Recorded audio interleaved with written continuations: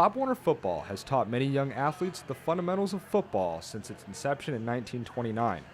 The recent concussion crisis in professional and collegiate football has forced the league, along with Gary Smith, football coach of 15 years, to change some of those fundamentals that they've grown to know.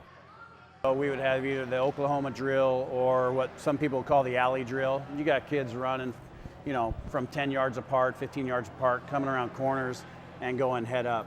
These days, we don't line them up more than 3 yards apart if we're head up. Coaches are trained to diagnose concussions on the field, and Vice President of the Chandler-Gilbert region, Tom Guzman, is very adamant on preventing concussions. If an injury occurs to a player and it has been diagnosed as a concussion, at that point, that child is not allowed to come back into the game until that child has been cleared either by his physician or by the Mayo Clinic if the parents decide to go take that child to the Mayo Clinic to have him diagnosed and, like I said, really done a severe testing when it comes to that type of injury.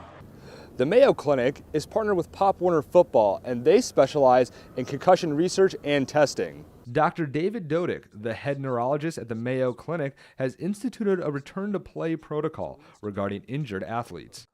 Where if they're injured on the weekend, they call a hotline. We get them in on Monday. We also have now a return-to-play clinic on Friday. They're evaluated by multiple specialists. A cognitive specialist who looks at their thinking and processing abilities, memory. We have them see a balance expert, and then we have them see a neurologist who takes them through a neurological examination. And then we determine at that time when and whether the athlete can return to play. Along with the return-to-play protocol, the Mayo Clinic has another, more straightforward protocol with concussed athletes. Well, it's a protocol that involves the use of a test that's called the King-Devick test, which is a simple 2-minute visual test where the child or adolescent reads numbers from left to right. So it's a test of visual pursuit. With the concussion crisis ever rising, Pop Warner is doing everything it can to ensure safety and security in its players.